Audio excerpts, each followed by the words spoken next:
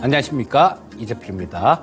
자, 시장이 굉장히 좀 어려운 모습을 보이고 있죠. 뭐 이 부분은 말씀드렸다시피 그 연말에 좀 너무 난리를 친 그런 거기에 대한 후유증이다. 이렇게 보시면 될 것 같고요. 자, 그럼 향후 시장에 대한 방향성들 뭐 이 부분에 대해서 우리는 점검해 보지 않을 수가 없을 텐데요. 자, 오늘은 그렇습니다. 지금 현재 시장이 기술적 반등이 나올 만한 뭐 그런 자리까지는 내려왔어요. 자, 하지만 이 반등 나오는 구간에서 어떤 거를 봐야 되는지 그 부분에 대한 해답을 드리고 뭐 종목들 좀 말씀드리도록 하겠습니다. 자, 오늘 시장은 뭐 코스피 시장이 8일 연속 하락했는데 반등이 나오긴 나왔는데요. 눈꽃만큼 나왔죠. 요것도 뭐 장 막판에 동시호가 때 삼성전자를 올리면서 이런 모습이 나왔는데요. 코스피 시장은 0.04% 상승 마감했고요. 코스닥 시장은 좀 많이 빠졌습니다. 아무래도 이 코스닥 시장의 경우는 그동안 지난주에 이 코스피 시장보다 상대적으로 견조한 모습이 나왔죠. 뭐 그런 부분들을 반영하는 모습이다라고 보실 수 있을 것 같고요. 코스닥 시장은 0.96% 정도 하락 마감했습니다. 자, 뭐 근데 뭐 우리나라하고 미국도 자칫 시장이 걱정거리를 좀 안고 갈 뻔한 그런 모습이 있었는데 지난주 목요일에 소비자 물가 지수 CPI가 발표됐죠. 근데 이 CPI 숫자가 뭐 예상치보다 좀 높은 수준으로 나와서 금리 인상 가능성들 이런 부분들도 상당히 좀 하루 정도는 후퇴가 됐었는데요. 그러고 난 다음에 금요일 날은 또 생산자 물가 지수가 발표가 됐습니다. 근데 이 PPI는 좀 낮은 수준으로 나오면서 시장에 다소간의 안도감을 좀 준 모습인데요. 자, 일단 이 미국의 PPI 생산자 물가 지수 한번 살펴보도록 하겠습니다. 자, 여러분들 제가 이 미국 경제 지표를 뭐 한 서너 가지 정도 되더라고요. 매달 이렇게 정리하는 게 서너 가지 정도가 되는데 이거 왜 정리하고 있을까요? 이런 것들이 매일매일 시장, 매번 시장에 힌트를 주진 않아요. 하지만 이렇게 계속 꾸준하게 정리를 하다 보면 결정적인 힌트를 한 번씩 줍니다. 자, 이거 외에도 뭐 선물 시장 수급하고 이런 부분들을 장 끝나면 저는 뭐 한 2시간 가까이를 뭐 이 지표 보고 뭐 그 수급 분석하고 그러면서 시간을 보냅니다. 자, 이 생산자 물가 지수가 그나마 조금 희망을 줬는데요. 자, 보시면 작년 초에는 5.7% 정도 이 정도 수준이었으니까 굉장히 높았죠. 근데 뚝뚝 떨어집니다. 자, 이 생산자 물가 지수는 CPI, 그러니까 소비자 물가 지수의 선행지표 역할을 하는 거예요. 만약에 지난주에 이 생산자 물가 지수마저도 좀 상승했다라면 좀 시장이 좀 걱정을 많이 하는 그런 상황일 뻔했습니다. 자, 보시면 이 헤드라인 뭐 생산자 물가 PPI 같은 경우는 1.0%가 나왔으니까요. 예, 상당히 좀 좋은 그런 수준으로 낮은 수준을 유지하고 있다 이렇게 보시면 될 거고요. 자, 월별로 보시게 되면 마이너스 0.1%가 나왔습니다. 이거 디플레이션이죠. 예, 오히려 물가가 떨어지고 있다라는 그런 뭐 상황을 보여주고 있습니다. 자, 그리고 근원 물가 같은 경우는 1.8% 정도 상승했고, 자, 근원 전월비 같은 경우는 석 달째 0.00% 정도 이렇게 나오면서 뭐 시장의 이 소비자 물가 지수의 선행지표 역할을 하는 생산자 물가 지수는 상당히 안정된 수준을 보여주고 있다. 이렇게 보시면 될 거고요. 요게 뭐 시장을 좀 이렇게 안도감을 주는 그런 요인으로 작용한 모습입니다. 자, 코스피 시장부터 좀 살펴보고 넘어가도록 하겠습니다. 자, 코스피 10분봉이에요. 아침에는 조금 좀 상승 출발을 했죠. 조금 상승 출발했다가 아래 꼬리 달고 이렇게 올라오면서 이때까지만 하더라도 반등 다운 반등이 좀 나올 수 있나? 나오나? 뭐 그런 희망을 조금 줬어요. 근데 자, 장중에 또 여기서 쭉 밀렸다가 또 오늘 뭐 굉장히 변동성을 좀 크게 줬어요. 들쭉날쭉 하는 모습이었는데 막판에는 이 삼성전자를 동시호가 때 좀 상승폭을 늘렸죠. 그러면서 막판에 상승 전환시킨 모습입니다. 자, 일봉 차트를 한번 보겠습니다. 자, 일봉 차트 보시게 되면 지금 이제 지지받을 자리까지 내려온 거죠. 자, 여기서 10월 말 11월 달부터 시작해서 뭐 2달 동안 거의 뭐 쉼없이 올라온 그런 부분들이 있습니다. 특히 이 연말 연초 이거 양선 길게 뽑은 거 이 양선 2개짜리는 조금 오버한 뭐 그런 상황이었습니다. 그래서 근데 또 연속으로 빼도 너무 뺐어요. 8일 연속 하락시켰다가 오늘은 이 122평선 근처 정도, 자, 지난 금요일 날 122평선을 한번 지지를 받았죠. 그러고 오늘 역시 마찬가지 122평선하고 밑에 242평선이 있는 자리, 그 자리를 찍으면서 조금 반등이 나온 모습이기 때문에 지금 이 코스피 시장의 차트를 봤을 때는 뭐 추가 반등 가능성이 높은 상황이다. 추가 반등성에 좀 무게를 두고 그렇게 대응을 하시면 될 것 같고요. 자, 수급 한번 살펴보겠습니다. 자, 외국인들 보시게 되면 여기 자, 뭐 이틀 연속 순매도는 했습니다. 근데 장중에는 한 1,700억 이상 순매도를 했었어요. 근데 장 막판에 494억 정도로 매도 규모가 줄었고요. 기관들이 이래서 얄밉다라는 겁니다. 아까 보셨을 때 그 연말에 급등을 시킨 커다란 양선 난 적 있지 않습니까? 그게 이때잖아요. 그게 자, 그게 이때입니다. 연말 연초인데 이때는 윈도우 드레싱, 그러니까 자기들 보유 자산들 평가를 잘 받아야 되니까 안 그러면 잘리죠. 그렇기 때문에 여기서 이렇게 좀 확 쏜 거죠. 위로 쏘면서 이거 선물 시장도 마찬가지입니다. 여기에 대한 부작용이 나오는 거예요. 그러고 난 다음에 이거 팔아대는 거 좀 보십시오. 아, 정말 얄미운데 뭐 이런 부분들도 나중에 월말이나 분기말, 연말 이런 때 좀 잘 이런 부분들을 염두에 조금 두고 계시면요. 자, 이런 것들이 조금 당하지 않는 뭐 그런 투자가 될 수 있을 겁니다. 자, 선물시장 수급 한번 보겠습니다. 자, 현물시장 수급은 지금 뭐 그렇게 나쁘지 않은 그런 모습이다라고 볼 수 있을 것 같고요. 야, 선물시장 수급이 좀 지금 뭐 반등 나오는 구간이 되긴 됐는데요. 이 반등 나오는 구간에서 가장 중요한 게 이 선물시장의 수급을 좀 돌려줘야 됩니다. 이때부터 매도하기 시작했죠. 1월 3일부터 매도하기 시작했는데 한 요 정도 동안은요. 이게 선물 매수분에 대한 청산이었습니다. 매도가 청산이었기 때문에 뭐 많이 먹었으니까 좀 차익 실현하는구나 이렇게 볼 수 있었는데요. 자, 이때부터 시작해 갖고는 신규 매도였어요. 그러니까 이때 외국인들이 매도를 하고 난 다음에 차익 실현하고 난 다음에 또 그 외국인들이라고 봐야 됩니다. 지금 이 파생시장에서는 시장에서 가장 힘센 주체가 누군지 그걸 파악하는 게 가장 중요한데요. 여기서 매도를 차익 실현을 한 사람들이 여기서 장을 끌어올린 그 주체예요. 자, 그 주체가 청산을 했고 거기서 또 지금 미결제약증이 증가하면서 추가 매도까지 했으니까 그래서 시장이 힘을 못 쓴 겁니다. 자, 오늘은 조금 좀 이거를 매수로 조금 맡겨줬으면 하는 그런 마음이 조금 간절했는데 그런 모습이 아니었어요. 장중에는 외국인들 뭐 한 2천억 가까이 오전장에는 순 매수했습니다. 근데 오후장 들어서 186억 정도 순 매도로 바뀌었죠. 자, 반등이 나오는 구간이 있어도 이런 수급을 잘 보셔야 됩니다. 자, 여기서 외국인들이 선물 매수로 이렇게 바뀌어주면서 미결제약증이 줄어드는 그런 모습이 최상이죠. 왜? 여기서 매도했던 사람들, 뭐 그 주체가 가장 힘센 주체니까요. 그들이 일단 청산을 해야 시장이 뭐 반등이 나올 수 있는 그런 어느 정도 의미 있는 반등이 나올 수 있는 그런 근거가 된다라는 겁니다. 그래서 일단 이 선물 시장 수급 같은 경우는 그렇게 뭐 썩 마음에 드는 좋은 수급은 아니다. 선물 시장의 수급이 상당히 개선이 필요하다. 요렇게 볼 수 있을 것 같습니다. 자, 그다음 코스닥 시장 한번 볼게요. 코스닥 시장 같은 경우는 뭐 조금 좀 오늘 좀 힘이 많이 없었죠.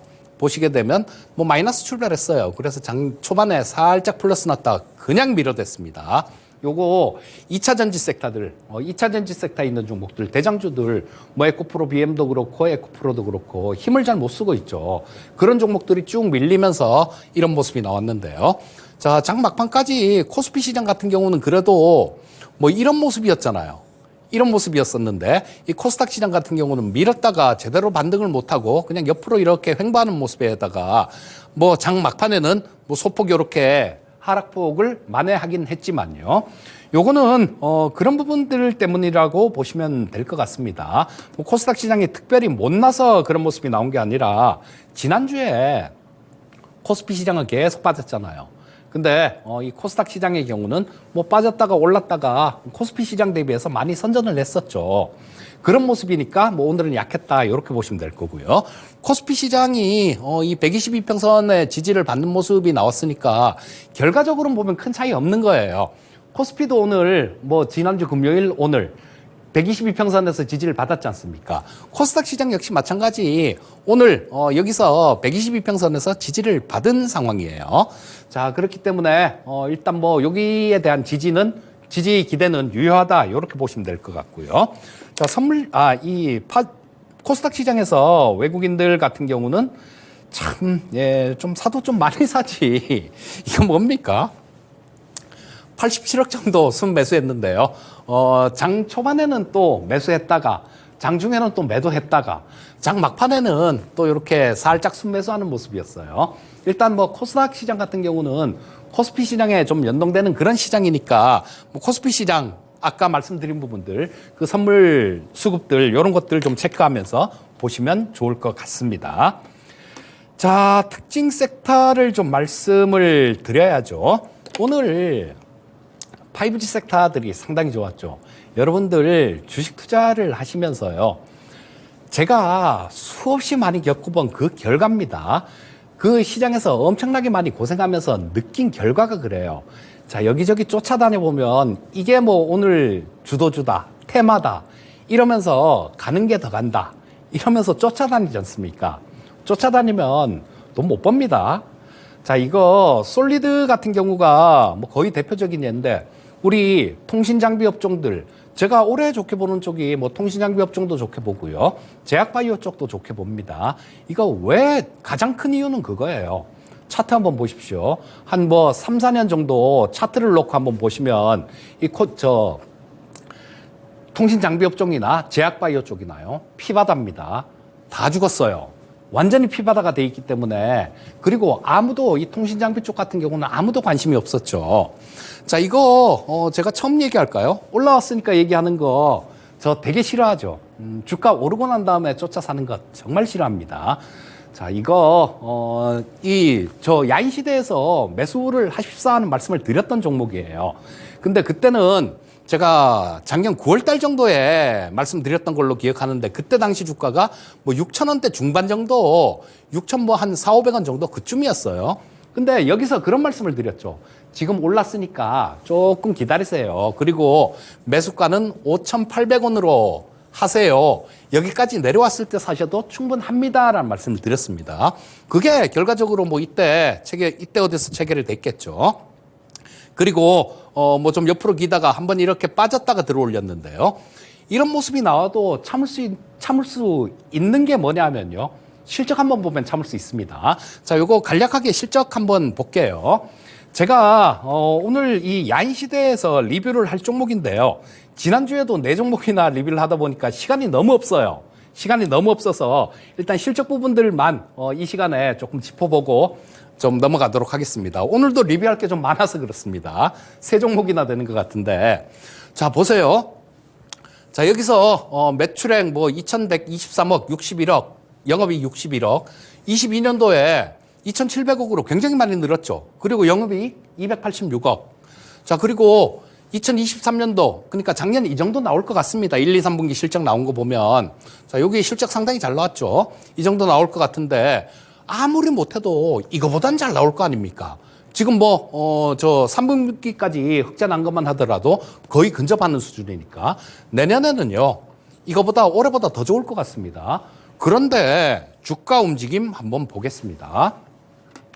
주가 움직임 보시면요. 자, 이거 조금 좀 주봉으로 볼게요. 자, 여기잖아요. 여기가 실적이 훨씬 좋았습니다. 그 전에보다 여기가 실적이 좋았었고요. 근데 크게 보면 박스였습니까? 움직이질 못했어요. 이런 것들은 사서 조금만 기다리시면요. 뭐 한 석 달 정도, 서너 달 정도 걸렸겠네요. 조금만 기다리시면 수익이 이렇게 크게 나지 않습니까? 그때 5,800원에서 지금 뭐 오늘 7,000원 넘었으니까 뭐 한 20%대 이상 수익은 되겠네요. 여러분들 20%대 수익 나는 거 뭐 그렇게 쉽게 나지진 않으실 거예요.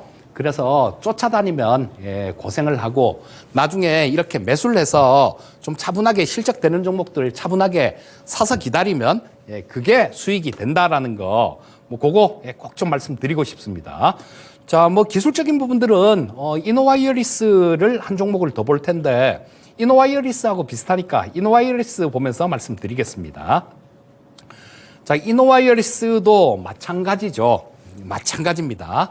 자, 5G 섹터도 여러분들 뭐 작년에 적자들 되게 많이 났지 않습니까? 올해 작년에 적자 나고 재작년에 적자 나고 그런데 그중에 괜찮은 종목들을 골라내야 돼요. 골라내면 그게 곧 수익인 거고 뭐 저거 간다 하고 쫓아다녀 보면 그게 곧 손실인 겁니다. 자, 이거 이노와이어리스 보시게 되면 뭐 매출액 907억에 134억, 그 다음에 1329억에 143억, 올해 같은 경우는 1469억에 170억. 내년은 어떻게 될까요? 훨씬 더 날 것 같아요. 훨씬 더 날 것 같은 게 뭐냐 하면 그 일본 NTT 도코모에 납품하던 부분들이 작년 초부터요. 작년 초부터 저런 납품이 안 됐었습니다. 그게 근데 작년 4분기 정도 그때 풀렸어요. 그러니까 이 부분은 내년 실적에 반영이 될 거고요. 자, 우리 정부에서 5G 섹터들 아무도 관심 없었는데 그렇지 않습니까? 시장에서 시그널도 줬어요. 정부에서 내년에 5.5기가 통신 뭐 이거 중간 단계 5G에서 6G 중간 단계죠. 이쪽으로 좀 조기에 좀 되게끔 이렇게 한다 그러잖아요. 그리고 또 28기가 그 주파수 그 경매도 있습니다. 주파수 경매도 있으니까 정부나 이런 쪽에서는 시그널을 계속 줬던 거예요. 다만 주가가 안 올라오니까 이 부분에 대한 관심이 없어서 매수를 못한 거지. 자, 그래서 올해 같은 경우는 이 스몰셀 쪽이요. 이런 쪽에 매출이 굉장히 많이 늘어날 겁니다. 그러니까 못 살 이유가 없는 거예요. 그렇다고 아까 솔리드도 마찬가지 지금 시가총액이 4천억대 정도 되는데 이노와이어리스 마찬가지입니다. 지금 이렇게 올라와서 지금 시가총액이 2,350억이에요. 제가 지난주에 롯데정보통신을 야인시대에서 리뷰를 해드리면서 이런 종목을 왜 못 산단 말입니까? 이런 말씀을 드렸는데요. 이런 종목들도 마찬가지죠. 매수해서 이건 뭐 11월 달에 매수를 말씀을 드렸던 종목이에요. 사서 조금만 기다리면 되는데 너무 그렇게 급하게 생각을 하고 우리 개인 투자자들의 장점이 뭡니까? 기다릴 수 있잖아요. 기관들은 뭐 성적 안 나오면 잘립니다. 근데 우리 개인 투자자분들은 그렇지가 않지 않습니까? 그래서 이런 부분들은 우리 개인 투자자들의 장점이니까요. 그 전쟁을 할 때는 자기의 장점을 살려서 싸워야 이길 수 있는 거죠. 자, 아까 기술적 분석 부분들 솔리드하고 비슷한 그런 상황인데요. 자, 보면 여기 옛날에 이런 것들 많이 했었어요. 양음양. 자, 보시게 되면 양선 크게 났죠. 음선 한 개 났죠. 그 다음 양선으로 그냥 확 돌파하는 모습 나오면서 거래량 확 늘어나죠. 자, 이게 뭐 그 전설에 나오는 양음양 패턴이다. 이렇게도 볼 수 있을 거고요. 자, 기술적인 부분들, 이런 부분들만 보지 마시고 기술적인 부분들이 기술적인 부분들을 하고 그 다음에 이 기업이 향후에 매출액이 얼마나 늘어날 수 있는가 이런 부분들도 꼭 같이 살펴보시기 바라겠고요. 좀 이따가 뭐 야인시대 때 또 리뷰를 해드려야 될 테니까 요 정도까지 하기로 하고요. 이쪽 5G 섹터 그런 거예요. AI가 지금 뭐 엄청나지 않습니까? 그러니까 이 AI 쪽으로 인해서 AI나 뭐 자율주행 로봇 같은 거 있지 않습니까? 이런 걸로 인해서 트래픽이 굉장히 많이 증가가 될 거예요. 자, 증가가 되면 장비 새로 또 많이 깔아야죠. 이거 당연한 겁니다. 자, 4차 산업혁명 시대에서 이 데이터 트래픽이 증가하는 거 이건 지극히 정상적인 내용입니다. 그래서 차트가 피바다가 돼 있는 상태고 뭐 그러니까 뭐 충분히 좀 조정받는 구간에서 우리 시청자님들도 뭐 전에 매수하셨던 분들 같은 경우는 뭐 좀 기다려 보시면 좋을 거고 아닌 분들 같은 경우도 차분하게 한번 노려보시기 바라겠습니다. 자, 다음은 올해는 AI하고 관련되는 그런 부분들을 집중적으로 봐야 됩니다. AI는 제가 말씀드렸죠. 반도체 칩 플러스 데이터다. 이런 말씀을 자주 드렸는데요. 아주 복잡하고 어렵게 생각하실 거 없습니다. 저거예요. 반도체 칩 플러스 데이터. 반도체 칩을 하는 회사, 그리고 데이터를 많이 갖고 있는 기업, 뭐 데이터 분석을 하는 기업, 뭐 그러니까 저런 것들, 서버 쪽들, 뭐 이런 쪽들 하는 기업들, 이런 쪽들이 전부 다 AI하고 관련되는 부분입니다. 자, 그리고 여러분들 이 삼성전자 차트인데요. 자, 조정 많이 받았습니다. 이 삼성전자를 제가 꼭 이렇게 들고 가야 된다라고 올해는 대형주 좋아하시는 분들 같은 경우는 삼성전자 필수적으로 계좌에 보유하셔야 됩니다. 작은 종목들을 하시는 분들은 모르겠어요. 뭐 계좌가 너무 작으면 삼성전자 같은 종목 사기가 좀 어렵지만 계좌 규모가 좀 있으신 분들 같은 경우는 그렇지 않습니까? 올해 이 시장에 대해서는 굉장히 많이 유동적이에요. 지금 저는 시장에 대해서는, 전체 시장에 대해서는 어떤 전망도 하고 있지 않는데요. 자, 지금 우리가 원하는 대로 연착륙 됐을 경우에는 그런 거죠. 삼성전자가 주도주 역할을 할 겁니다. AI에 대해서 뭐 AI 반도체 쪽의 핵심 종목이니까, 그리고 온 디바이스 AI도 내놓지 않습니까? 그렇게 되면 휴대폰에 대한 수요도 늘 거고요. 반도체 칩에 대한 수요도 굉장히 늘어날 겁니다. 연착륙은 그렇고 시장이 어려운 상황이 되게 되면 어떻겠습니까? 삼성전자는 작년보다 실적 부분들이 좋아지고 희망이 있는 부분들이 있어요. 그러니까 뭐 이게 물가가 다시 올라가서 그게 최악일 거고, 물가가 다시 올라가지 않는다고 하더라도 경착륙이 나올 수 있죠. 자, 미국 쪽에서 경착륙이 나와서 어려워지는 그런 환경이 나올 수도 있고요. 미국은 괜찮은데 지금 중국 미치미치하지 않습니까? 중국 쪽으로 좀 안 좋은 그런 상황이 닥치면서 우리 시장에 영향을 줄 수도 있는 거예요.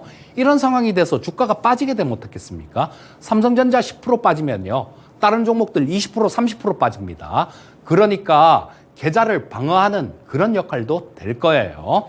지난 시간에 또 말씀드렸듯이 그런 부분들이 있습니다. 횡보장에서는 이 삼성전자가 좋은 모습을 보이면 다른 종목들 다 빠지죠.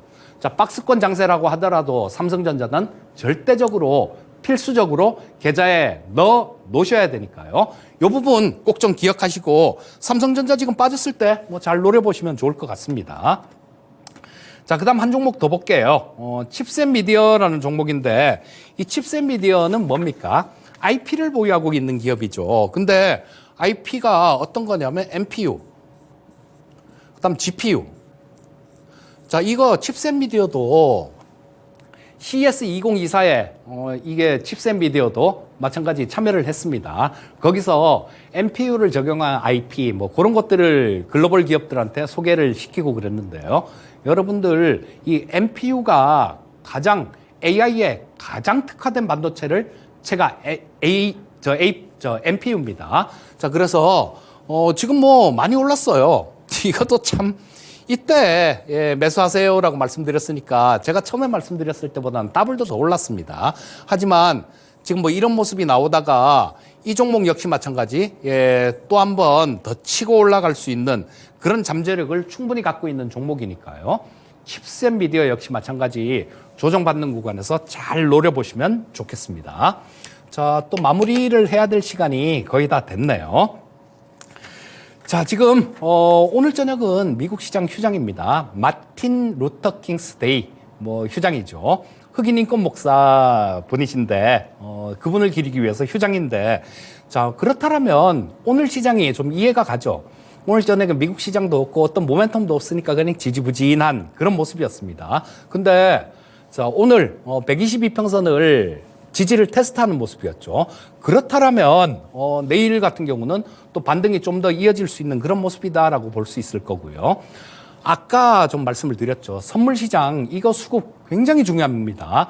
선물 시장 수급 상황에 따라서요, 시장의 흐름이 전혀 달라질 수 있어요. 자, 말씀드렸듯이 외국인들 선물 매수가 들어오면서 미결제 확정이 줄어든다라면 지금까지 눌렀던 외국인들이 청산을 하고 있다는 얘기니까 이 경우에는 탄력적인 반등이 가능할 겁니다. 하지만 외국인들이 선물이 매도가 나오면서 미결제 확정이 늘어난다. 이런 수급이 나온다라면요. 그거는 시장 저 122평선 끝내는 지키지 못할 가능성이 되게 높으니까요. 선물 시장에서 좀 이 미결제 확정 감소하는 외국인들 선물 매수가 들어오는지 그 부분에 대한 체크는 꼭 좀 하시고요. 자, 지금 올해 같은 경우는 AI로 시작해서 AI로 끝날 겁니다. 그러니까 AI 관련된 반도체 종목들이요. 이런 쪽들 저도 종목들 좀 많이 말씀을 드렸죠. 방금도 뭐 칩셋 미디어 같은 종목들 그런 종목들 말씀드렸습니다만 저 관련이 있는 종목들 저런 종목들을 조금 저점에서 이렇게 분할 매수 관점으로 접근하신다라면 좋은 뭐 그런 수익률을 기대할 수 있겠다라는 생각입니다. 자, 일단 뭐 시간이 다 됐으니까 오늘은 이 시간은 여기서 인사를 드려야 되겠네요. 자, 저는 많은 시청 감사드리고요. 저는 저녁 야인 시대 때 또 뵙도록 하겠습니다. 감사합니다.